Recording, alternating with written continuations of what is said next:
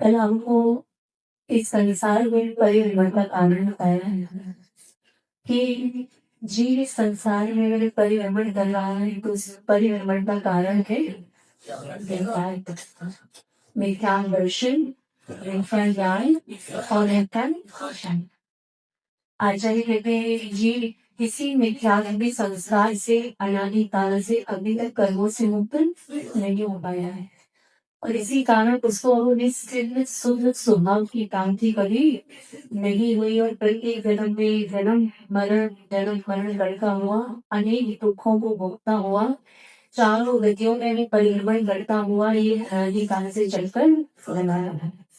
तो इस प्रकार के आपके चक्रवर्णों इसका भी एक हेतु सबसे बड़ा क्योंकि आप साधु के चक्कर में आ जाए तो आपके जीवन से भव परावर्तन के चक्कर समाप्त हो जाएंगे ना।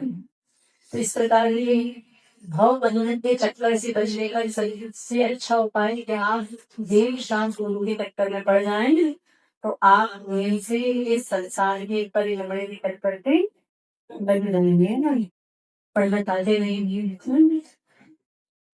तो थोड़ा सा इसके दूसरे छंद को भी थोड़ा पढ़ते हुए मिथ्यामग्धेव कुबुद्धियो दुःखतपन ज्ञानिने बोलो तो सबसे आवाज देते हो बोलो तो अच्छे से और जब सही वजह से कैसे है आगे तो आचार्य कहते हैं कि यहाँ पर आपको औषधि ज्ञान मिल रहे हैं ना। सबसे बड़ी औषधि जिसका नाम है सम्यक दर्शन। तो मिथ्यामृत देव कुवित रोग जो आपकी बुद्धि में रोग लगा है कौन सा रोग मिथ्यामृत का वो रोग अपने त्याग दुख हो जब तक आप उस रोग की तो औषधि तो नहीं मिलेगी अपत्य का त्याग नहीं करेंगे तब तक ही आपका वो रोग ठीक होने वाला नहीं है। तो रोग शमन करने के लिए औषधि के साथ अपत्य का त्याग आवश्यक है। अपत्य समझते हैं जो हितकारी ना हो उसका नाम ही अपत्य है।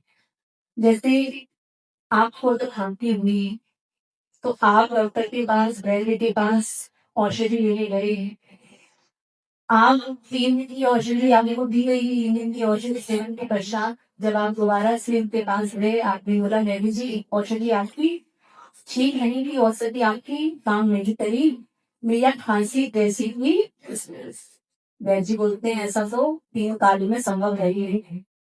मैं कितने ही वर्षों से हजारों मरीजों को इस कुड़िया से ठीक कर चुका जरूर आपकी खान पान में कुछ गलती है। वैद्य ने पूछा क्या खाते हो कुछ नहीं बस दाल रोटी और थोड़ा सा शादी में गए थे तो वहाँ थोड़ा सा पकौड़े ही खानी थी इनकी चटनी डाली थी तो बस वैद्य कहते हैं तुमने औषधि तो नहीं ली लेकिन तुमने अपत्य का त्याग नहीं किया। तो औषधि देने के साथ उस अपत्य का भी त्याग करेंगे तब वास्तव में कुछ कार्य सिद्ध होगा। तो इसी प्रकार का कह रहे हैं सम्यक दर्शन की प्राप्ति से सब प्रकार के सुख तो मिलते हैं लेकिन आपको अपत्य का भी त्याग करना है। तो अब क्या है मिथ्यार्थ ही अपत्य है आपको पहले क्या छोड़ना है तब कुछ जीवन में उस सम्यक दर्शन औषधि का लाभ मिल पाएगा। औषधि खाते जाओ और साथ में नियोग शिकंजी लेके जाओ और खांसी ठीक नहीं हो रही क्या करें मन है कि मानता है ना थोड़ा मन को मनाना सीखा जाए। आचार्य कहते हैं शायद आत्मान शासन की गाथा में बात आती है कि आचार्य कहते हैं ये मन रूपी बंदर को मरकट को शुद्ध रूपी वृक्ष पर श्रवण कराओ। मन क्या है बंदर उछले भाई तो मानेगा नहीं इसको उछलने की आदत है कोई बात नहीं आपको इसकी आदत नहीं सुधार पा रहे कोई बात नहीं लेकिन इसको कौन से वृक्ष पर रमण कराओ शुद्ध रूपी वृक्ष पर इसको रमण कराओ।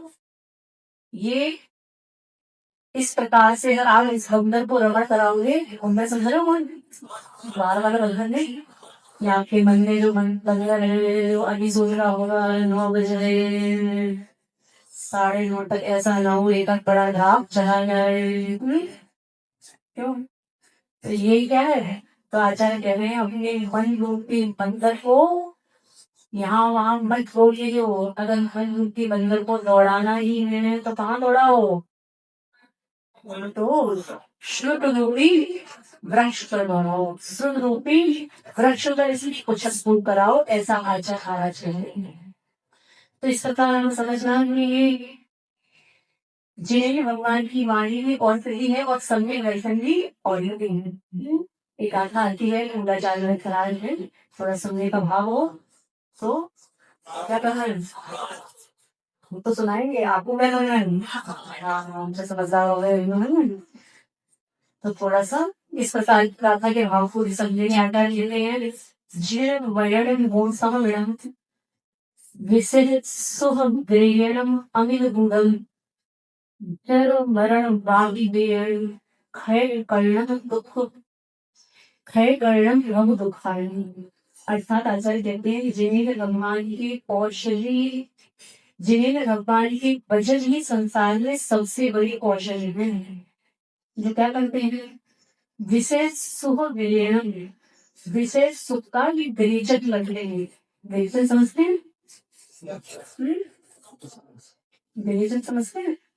जैसे कि दूध पे जाए, दही जाए तो विरेचन हो गया, मतलब उससे प्रहत हो गया, भिन्न हो गया, विरेचन हो गया। तो वे विशेष सुख से विरेचन करने वाले हैं कौन? सीरियल में इंस्टा के वीडियो, जिन्हें भगवान के वचन ही आपके विषय सुख से आपको प्रकट कर सकते हैं, उनका निरीक्षण कर सकते हैं। और जल मरण वाली मेरा, और ये जन्म जरा रखे हुए काली और उनके युगों का भी ये नाश करने वाली। और जिन्हें भगवान के उनको बंदे का समय आपके पास रहता है, वही वाला वचन। तो इतना भी हमने मानसिकता थोड़ा सा बदलने का प्रयास करना कि अगर हम इस प्रकार की हमने धारणा बनाए हुए, विशेषकर पुरुष वर्ग के लिए कहना है, थोड़ा सा मिली गए हुए समय पे तो कही हमने बड़ी बार कह सकते हैं। हाँ जिसका बोलो हम कोई तो बोले। तो एक अच्छी बात क्या है उसी की, जो लोग आप इस प्रकार की धारणा में जीते हो कि सुबह सुबह हमें इतना काम करना पड़ता है, आगे क्या होता है आपको सिलेबस इतना ज्यादा है। कितना सिलेबस है? बहुत इसे कह रहे नहीं, बहुत ज्यादा होता है। अभिषेक भी करना है, पूजन भी करनी है, भगवान इतने सारे हैं उनके भी हाँ दर्शन करते हैं। और फिर आप कहते हैं बच्चे भी सुनना है, आप बताओ क्या क्या कर रहे हैं। तो इतना भी समझना, उसमें हमने एक छोटा सा उदाहरण दिया था पहले ही, आप लोगों ने उदाहरण को ना सुना हो या सुना हो। सुना था कि नहीं? किसी से एक बार आप पढ़े करो तो दोबारा ना करनी पड़ेगी। किसी से सुना था? एक उदाहरण दिया था, एक मजदूर है, एक इंजीनियर है, एक मुख्यमंत्री है। किसी से सुना? मतलब ये सब पहली बार है। कोई बात नहीं, नहीं सुना तो दोबारा सुनने का प्रयास करना, ऐसा है।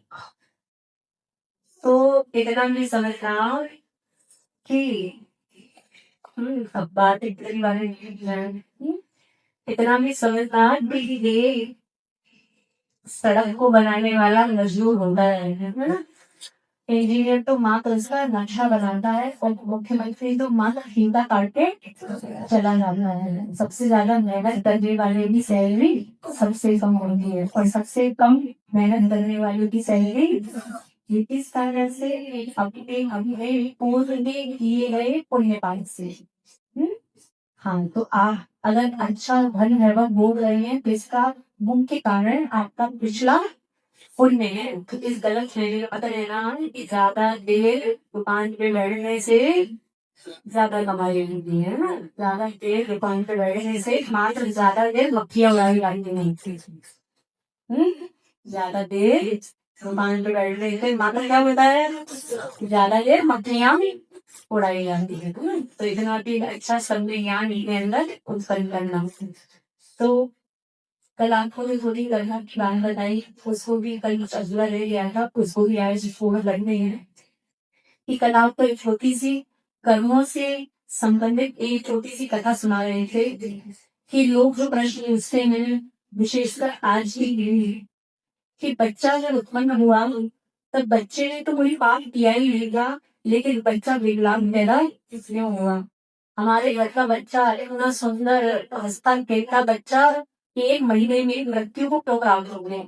मेरे बच्चा मानो जी उसके दिल में छेद क्यों है, मेरे बच्चे को जन्म से कैंसर क्यों है। तो उसका पर उत्तर दिया कि आपको उसकी पर्याय दिखाई दे रही है बेटे, द्रव्य दिखाई नहीं दे रहा है। किसी भी जीव के साथ उसका पुण्य पाप एक होता नहीं है, 1000 का नहीं है, अनंत भवों का पुण्य पाप वो आत्मा अपने साथ लेके चल रहा है। और कब तक करेगा, जब तक कि वो सिद्ध बन नहीं जाएगा तब तक वो कर्मों के फल को नींद से भोगेगा। फिर आप कहेंगे बच्चे ने तो किया ही नहीं, बच्चे ने तो किया ही नहीं, तो सब कुछ किया किसका है, उसी का किया हुआ है। स्वयं किए जो कर्म सुभाषु फल निश्चय ही।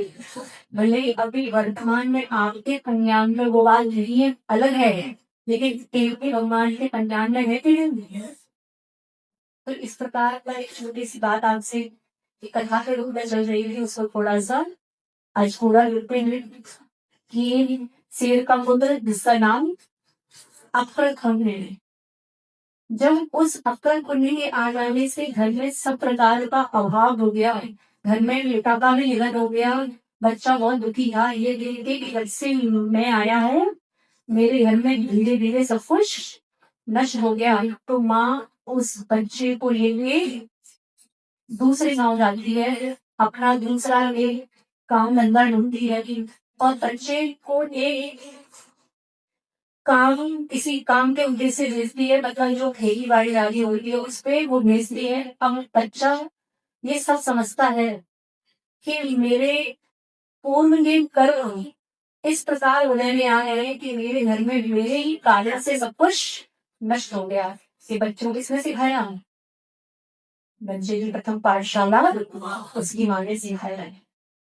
तो अब इस प्रकार का भी भाव था कि मेरे कारण से जब हो गया क्या किया जाए, बच्चे को मार तो नहीं सकते। मान लो आपके घर में कोई बच्चा विकलांग हो, बदसूरत हो, किसी काम का ना हो, तो मार दो क्या, क्या करना, कुछ नहीं। उसके भी किए हुए कर्म है और साथ में आपके भी किए हुए कर्म है। अपने अपने कर्मों को हंसते हंसते भोग लो, इसके अलावा कोई समाधान। अब क्या करें, हम इसमें क्या करें, बच्चा ऐसा है ऐसा है, तो कुछ जैसा है वैसा उसको हंसते हंसते स्वीकार कर लो। कल की पड़ जाती है फिर से वही रोना धोना करोगे, कर्म और बढ़ेंगे। तो समझदार व्यक्ति क्या करता है, ज्ञानी व्यक्ति कर्मों की उदय में होता नहीं, वो कर्मों के उदय में क्या करता है, कहना तो सरल है, कर्मों के उदय में हंसना ये कैसे होगा। तो ये आपको नहीं होगा, ये किसको होगा, ये साधु को होगा।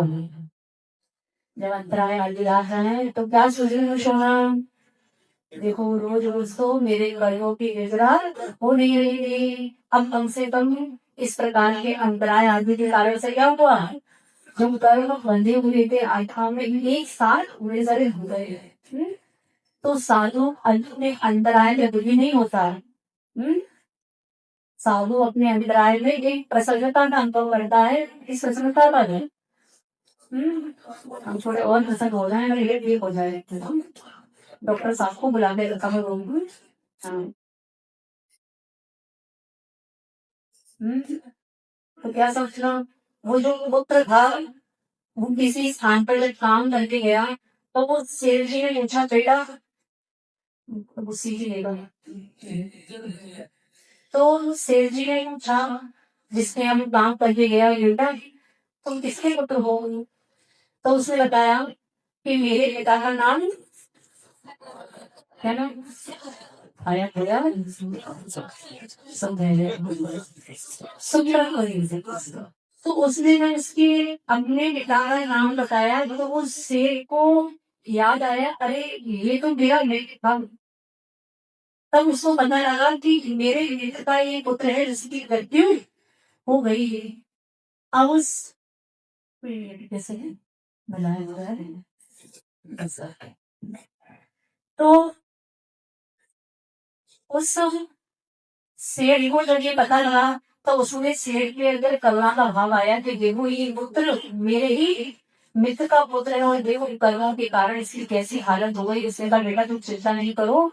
उसने कुछ स्वर्ण मुद्राएं उसके हाथ में दी, लेकिन पाप का उदय ही था, ये था कि वो स्वर्ण मुद्राएं जैसे उसके हाथ में दी गई वो स्वर्ण मुद्राएं अंगारा बन गई तो उसने उसके हाथ को जला दिया। तब उसको समझ में आया कि नहीं अभी इसके कर्मों का विभाग बहुत तीव्र है, इसको किसी प्रकार की मदद भी करूंगा तब भी कुछ होना जाना नहीं है। तब समझे कि उसने थोड़े से चने ओढ़नी में डाले और वो ओढ़नी फटी हुई थी वो चने भी उसमें से निकल गए। गहरे तैसे करके उसने ले मुट्ठी में वो चने बांध पाए। अपनी माँ के पास गया, माँ शेर के लिए मुझे इस प्रकार का ये भोजन की व्यवस्था की है। तब उसने पूरा वृत्तांत सुनाया कि माँ शेर ने लिया तो बहुत कुछ था, लेकिन मैं इतना अभागा हूँ कि मुझे कोई कुछ भी दे वो भी मुझे समझा नहीं है। का नाम क्या है? अपने अपने कर्मों का फल फिर रोना बंद कर देना। मैंने कुछ किया नहीं, मैंने जीवी भी नहीं मारी, पता नहीं मेरे साथ ऐसा क्या हो गया है। कहते हो कि नहीं माता जी मेरा बेटा मेरा बेटा मेरी माँ इतनी अच्छी उसने कभी जिंदगी में फिर उसके साथ कैंसर कैसे हो गया है, उसको वो डायलिसिस पे हो गया। तो इस हर प्रश्न का एक उत्तर युवा पीढ़ी को भी सीखना आपको भी सीखना कि किसी के साथ कुछ गलत भगवान नहीं कर रहे हैं, सब अपने अपने कर्मों से ही ऑटोमेटिक जनरेट हो रहा है। अब कर्मों का हिसाब कौन करना है? प्रश्न ये तो होना चाहिए, ये प्रश्न होना चाहिए कि कर्मों का रजिस्टर कौन मेंटेन कर रहा है। क्यों नहीं दीजिएगा कि कर्म कौन मेंटेन कर रहा है, इसको सुख देना है, इसको जो इसको उठाना है, इसको लेना है, ये रजिस्टर कौन मेंटेन कर रहा है? कोई मेंटेन नहीं कर रहा है। आपकी आत्मा ही इसको मेंटेन करती है। आपका मुनि आपका सीए अंदर ही बैठा है, उसको सीए आपको दिखाई नहीं दे रहा। बाहर की सीए तो आपको दिखाई देते ही नहीं, लेकिन इतना बड़ा सीए मतलब इतना बड़ा चार्टेड अकाउंटेंट का काम अंदर चल रहा है कि जैसा कर रहे हो ये हिसाब कौन कर रहा है? हाँ, आत्मा। सबसे बड़ा गुरु, सबसे बड़ा अपना गुरु आचार्य ने कहा है अपनी ही आत्मा है गुरु भी, और अपना सब प्रकार का कर्मों का लेखा जोखा रखने वाला भी ऑटोमेटिक। हाँ, अपने आप की इतनी बड़ी व्यवस्था है कि आप जैसा करोगे। आचार्य कहते हैं कि आत्मा में कर्म आत्मा में उधर परमाणु बैठे हुए हैं। थोड़ा सा अच्छी बात सुनो, आत्मा में आत्मा के प्रदेशों में उद्गल परमाणु बैठे हुए हैं। आचार्य कहते हैं जैसा आप कर्म करते हो वो उद्गल परमाणु तुरंत अशुद्ध या शुद्ध कर्म में कन्वर्ट हो जाते हैं।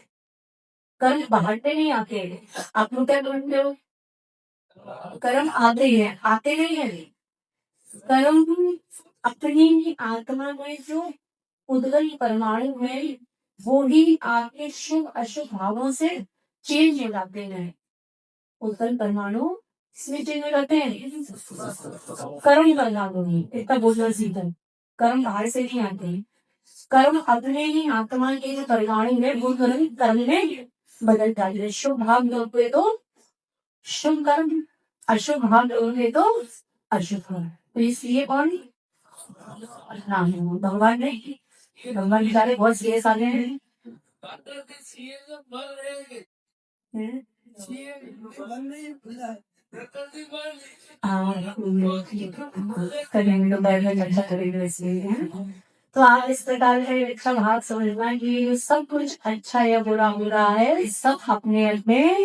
हाँ वो भजन बहुत अच्छा है, अपने अपने कर्मों का फल सबको मिलता है। मिलता किससे? देने वाला कौन? भगवान भी। ये बातें इसलिए कह रहे हैं क्योंकि कर्म भगवान भगवान भगवान के गुना बंद कर दो। क्या बोला करो?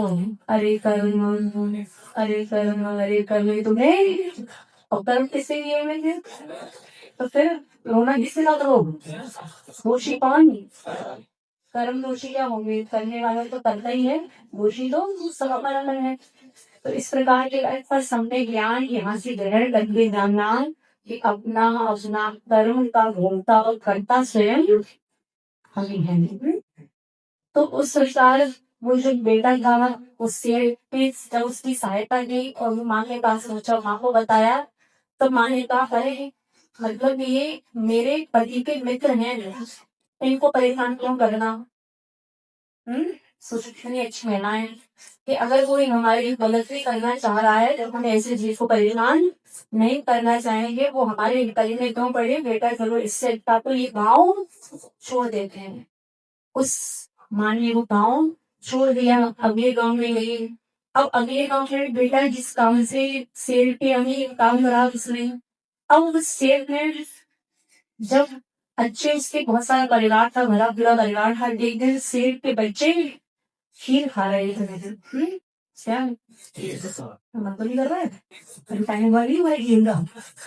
हाँ, ऐसा भी होता है, जल्दी जल्दी खीर का नाम लो, दो साल में तो परिणाम ही खराब हो जाते हो।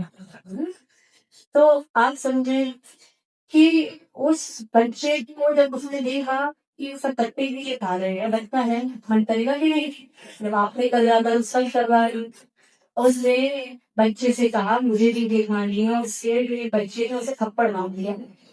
उसके उसको मन में ये सोची कि देखो मैं कितना गरीब हूँ कि मुझे खीर खाने को भी नहीं मिलती, वो अपनी माँ के पास गया, माँ देखो मुझे भी खीर खानी है, आप कैसे भी करो मुझे खीर खानी है। माँ ने कहा ठीक है बेटा, सेठ जी के पास पहुंची, सेठ जी बच्चे आपको खीर खा आपके बच्चों को खीर खाते हुए देखा है, उसका भी मन है, तो सेठ ने उसके सब प्रकार की व्यवस्था उसके लिए कर दी। माँ ने खीर बनाने का प्रयास किया, तब माँ के मन में विचार आया है कि ये तो अभी वो काल है कि अभी मुझे राज का परिणाम नहीं मिलेगा। शाम को परिणाम नहीं मिलेगा, परिणाम तो कब मिलेगा। सोचो पहले के शाहरुख इस प्रकार के हुआ करते थे कि वो अपने घर में कुछ बनाते थे अच्छा, तो भाव कर देते थे पहले साधु आ जाए, साधु का आगमन हो जाए, उसके बाद मैं ग्रहण करूंगी। तो बच्चे की माँ ने बच्चे से कहा बेटा खीर बनाऊंगी, लेकिन कब, सुबह बनाऊंगी। माँ ने खीर बनाई, माँ जल लेने के लिए कुएं में गई, और बच्चे को बोल के गई बेटा मैं जा रही हूँ, 5 मिनट में आती हूँ, तब तक वही महाराज मिले, तो बस थोड़ा रोक लेना, मैं आती हूँ। बच्चा माँ जैसे ही गई, तुरंत क्या हुआ, हाँ, सामान्य मद्रास में रिद्धिधारी अक्षय महानस रिद्धिधारी महाराज मानस उनसे निकले, और बेटे ने क्या करा, महाराज वो मेरी मम्मी ने खीर बनाई है। तो महाराज खीर सुनते तो आते नहीं, महाराज क्या सुन के आते हैं, अंतर अंतर तिस्र तिस्र अत वत महाराज, क्या बोलते हैं, मनसुखी। तो वो बच्चे को लिखा क्या तो नहीं, वो माँ क्या बोल रहा है, रुको रुको महाराज तेरी माँ ने आपको खा के लाना पड़ेगा, महाराज आपको ले गई। अब हाँ, और बच्चा इस प्रकार की जिद्दी कर रहा है कि वहां पे कहा था तेरे मेराज पढ़ेंगे तो आप इसके खाओ, क्योंकि जब तक आप नहीं खाओगे, जब तक साधु के हाथ नहीं होंगे, तब तक माँ मुझे खीर खाने को नहीं देगी, बच्चा है। तो आप समझे तब तक उसकी माँ भी आ गई, और माँ ने देखा मुराज खड़े हुए हैं और सीधे मुराज निकलने वाले थे घर से, तब तक माँ ने उस प्रकार का एक मंगल कलश तेरी मुराज से परिवहन किया, उनकी सुदीक्षिणा की, और बहुत गदगद भावों से उस माँ ने मुराज को आहार लगाया। अब बच्चा क्या कर रहा है, घर में बच्चे क्या करते हैं, हमें सामने बात करते हैं कि अम्मा इतना अच्छा चल रहा है, इतना अच्छा चल रहा है। कुछ बच्चे तो छोटे होते हैं तो वही मसल जाते हैं, किसी ने कहा हार वर्षे छोटे बच्चों को भी आहार नहीं दिलाने, और आहार क्या दिलाने, चौकी में भी नहीं लाना, इसका कारण समझना नहीं, बहुत बड़ा विज्ञान है। बच्चा छोटा है, वो किसी भी प्रकार का वहां लघु शंका आदि नहीं कर सकता है। चौका अपवित्र हो सकता है अंतराय का, क्योंकि जिस समय बच्चे ने कार्य किया उस समय फिर अंतराय में होगा कि नहीं, क्योंकि चौका कैसा हो गया, अशुद्ध हो गया। बच्चे का मत भी बदल सकता है। अभी मत कहना माना कि 80 वाले का है ना, नहीं, संविधान में आगम में क्या लिखा है, 8 वर्ष नहीं कर बोलो। अगर बच्चा उस समय कोई पाप करता है तो वो किसको माता के घर को, और 8 वर्ष होने के बाद करेगा तो फिर उसको। तो उस प्रकार के बच्चे ने भी अपना एक भाव था कि मुझे किसी खाने को मिलेगी, जैसे मेराज के आहार हो गए। अब आहार होने के बाद इतना बड़ा चमत्कार हुआ, क्योंकि वो मुनिराज अक्षय महारस रिद्धिधारी थे, सामान्य नहीं थे। उनके जाने के पश्चात इतना वहां पे चमत्कार हुआ कि वहां पर देवों ने पंच आश्चर्य लिए, रत्नों की दृष्टि की, कटोलन दृष्टि की, जय जयकार जय जयकार और दादा के नारे लगाए, ऐसे पंच आश्चर्य वहां पर हुए। और वहां इतना लोग ने देखे हुए, रानी ने इसे मतलब उस माँ ने अर्ज किया है मुनिराज के हाथ के पश्चात कि मेरा बेटा ये किस कर्म के उदय से ऐसा है, ऐसा क्या इस बेटे ने काम किया है, कौन से कर्म किए हैं कि जब से ये आया है तब से घर में धीरे धीरे धीरे धीरे सब कुछ नष्ट हो गया। और जब मुनिराज ने इस प्रकार की माँ की बात सुनी, मुनिराज कहते माँ से कि आपका बेटा पूर्व भाव में निर्माण का भूमि था, सुन रहे हो, निर्माण चढ़ा दिया। एक बात आई थी हमारे सामने, जब हमने किसी से पूछा कि जो आप मेला चढ़ाते हो, मेला समझते हैं ना, बोला उसको अगर ऐसे ही आप चढ़ाते हो विधान आदि में, उसको अगर घोड़ा छीन देंगे तो उससे क्या होगा, लौट के दोबारा आपके पास आएगा तो आप पहचान लेंगे कि वही बोला है जो मैं चढ़ा चुका। पर किसी महिला ने हमारे पास एक बात रखी, इसलिए हम आपसे एक बात कहना चाहती हूँ कि माता जी माली या कोई व्यक्ति वो उस प्रकार का करने को मना करता है वो भी वो बाजार में बिकता नहीं। मतलब तुम्हें चिंता किसकी पड़ी है, तुम्हें उसकी चिंता पड़ी है कि बाजार में बिकेगा कैसे, तुम्हें माली की चिंता पड़ी है। समझो आप कितना बड़ा ज्ञान है। कुछ लोग तो इसलिए भी मंदिर में चांदी के पुष्प या किसी प्रकार का चांदी का कलर चढ़ाना भी चाहे वो इस टेंशन से नहीं चढ़ाते हैं, है कि नहीं। हाँ, इस प्रकार का भी अज्ञान चलता है कि आचार्य कहते हैं ग्रंथों में भरा पड़ा है, तुमने जो चढ़ा दिया उसके बाद वो झूठन समझना, मतलब अब उसकी तरफ देखना भी, अब तुम्हें ये भी नहीं देखना कि ये चांदी की तरफ लेके कोई चाह है। कुछ लोग इसी चिंता में पड़े रहते हैं, हाँ?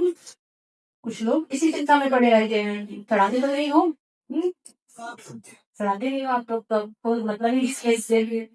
जो लोग चढ़ाते हैं वहाँ अच्छे अच्छे परिवार अपने वर्तमान में ऐसे भी हैं जो अच्छे अच्छे जो विधान आदि होते हैं वो अच्छे अच्छे द्रव्य भी चढ़ाते हैं, चांदी की लौंग, चांदी के पुष्प, चांदी के चावल। तो उसको भी चढ़ाने का मनोभाव आपके पीछे ये होना चाहिए कि जितना हल्का हम भगवान को बढ़ाएंगे रिटर्न भी हमें उतना ही। ये इस गलत नहीं है, बिल्कुल मत रहना। ये बहुत बड़ा अज्ञान है कि हम चढ़ा रहे हैं, हमारा खर्च हो रहा है, ये आपका खर्च नहीं हो रहा है। बोरिंग में जब बोरिंग से पानी निकालना चाहते हो, जब बोरिंग को खोलते हो तो थोड़ा पानी डालते हो, फिर क्या निकलता है, फिर कपारा निकलते हैं। तो ये ऐसे ही समझना है। किसी भी प्रकार का आप मंदिर में दान चढ़ाते हैं तो इसका नियम से 100 गुना वापस होके लौटता है, ये श्रद्धा मानिए जरूर। तो इस प्रकार का विकल्प भी आपको को नहीं करना चाहिए कि अगर चढ़ा रहा हूं इसका क्या होगा। ग्रंथों में ऐसे उदाहरण भरे पड़े हुए हैं कि रानियों ने ऐसे उत्तर चढ़ाई नहीं, चढ़ाई की नहीं किसने, मनोरमा सती ने, हाँ मनोरमा सती ने इतने बड़े बड़े उसके प्रण हुए, जब तक मैं नवदीपता नहीं चढ़ाई में भोजन ग्रहण, ससुराल भी चली गई तब भी भोजन ग्रहण नहीं किया, क्योंकि ससुर जी के खजाने में से गजनता समाप्त हो गई। सोचो आप, मतलब इतना बड़ा ग्रंथ बनाने के बाद ये विकल्प नहीं करता है ना, प्राप्त होने से एक मुट्ठी चांदी के को चढ़ाने के बाद ये गोला चढ़ाने के बाद क्या कर करते हो, अपना अपना विकल्प समझ लेना पड़ता है ना। तो इस प्रकार का भी अज्ञान हाथ छोड़ना। और छोटे सा एक बात और कहना है, आगे की कथा आपको बोला था आगे बनाएंगे कि वो आगे इसके भाव में उसके साथ क्या हुआ, अगले भाव में वो अक्सर को कहाँ गया है, एक छोटी सी बात और आगे आगे रख रहे हैं, उस अज्ञान को भी अगर दूर किया जा सके तो करने का प्रयास करना। जो मंदिर में गर्भगृह होते हैं, आप राष्ट्र भगवान न्याय भगवान के साथ कोई भी सावधानी रखते हैं कि वहां इसका प्रवेश नहीं कराते हैं। लेकिन आप अन्य विधियों के साथ इस प्रकार का जो व्यवहार कर रहे हैं कि वहां हेल्थ टेंट वाली झाड़ू भी पहुंचते हैं, है ना। ये परंपरा आज से अगर कम हो जाए तो बहुत अच्छा है, और कल से बंद हो जाए, कल से बंद हो उससे अच्छा आज से बंद हो जाए। जहाँ हम प्रथम चतुर्मास करके आए रानीपुर जैन समाज, वो समाज भी आज हाँ, 2 मिनट और मीटिंग बाद में करेंगे। तो वो रानीपुर जैन समाज में इस प्रकार की व्यवस्था है कि वहाँ 108 शिवों का जिनालय है। बहुत बड़ा अच्छा बहुत सुंदर जिनालय है। 108 शिव बंद जिनालय है, 13 देवियां हैं। और वहाँ इस प्रकार की व्यवस्था है, वहाँ मंदिर में झाड़ू लगाने के लिए माली नहीं आता। वहां मंदिर में इस प्रकार की व्यवस्था है कि 13 व्यक्ति बांट रखे हैं कि जो जो मतलब डे वाइज है कि एक एक व्यक्ति एक एक गर्भगृह की झाड़ू लगाएगा। कैसे? जब आप अभिषेक करिए, जब आप घर जाने के लिए है तब क्या करें? एक एक वेदी संभाल सकते हैं, एक एक गर्भगृह संभाल सकते हैं। मतलब हम उन्हीं शुद्ध वस्त्रों में घर जाने से पहले क्या करके जाए? उस गर्भगृह की एक व्यवस्थित अपनी व्यवस्था करके जाए। अगर आप इस प्रकार का प्रयास करेंगे तो पैरेंट चाइल्ड में लोग अंदर घुस रहे हैं, जिनको आप कहते खाना जी हमारे पास बोलन में इतना पैसा ही पैसा जाएगा, वहां सब काम करेंगे। अरे ये समस्या भी तो हो सकती है। माता जी सप्ताह हम करेंगे तो माली क्या करेगा? तो माली बाहर का कर लेगा, आपको घर गृह का करेंगे। तो इतना काम हो सकता है अभी कि घर और गृह में मां तो शुद्ध धोती दुपट्टे बांधेगी, प्रवेश करेगी। और गांधी कुंज में जब हम व्यवस्था देखी तब हमने खुद पहली बार ऐसी व्यवस्था देखी थी। और तब से हम हर समाज में उस समाज की अनुगणना करते हैं कि गांधी कुंज में किस प्रकार की व्यवस्था है कि व्यक्ति युवा भी और जो भी हो जिस एज ग्रुप में भी हो, वो सब अपने का मतलब जिसने यहाँ अभिषेक किया है वो निकलने से पहले सुनो मेरी बातें करेंगे, किसी तो करेंगे। तो फिर क्या कहा? इतना भी अच्छा प्रयास करोगे तो आपके मंदिर का अतिशय बना रहेगा। ये बात इसलिए कह रहे हैं कि मूर्ति में अतिशय किससे होता है? विशुद्धि से होता है। आप जितना गर्भ को विशुद्ध रखोगे उतना ही मंदिर का चमत्कार दिन दूना राज होगा बढ़ेगा। कम सामने घाटों की तरक्की दिल धोने की राज होगी घटेगा, बढ़ती रहे चंद्रमा के कलाम की तरह बढ़ती रहे। ठीक है ना? तो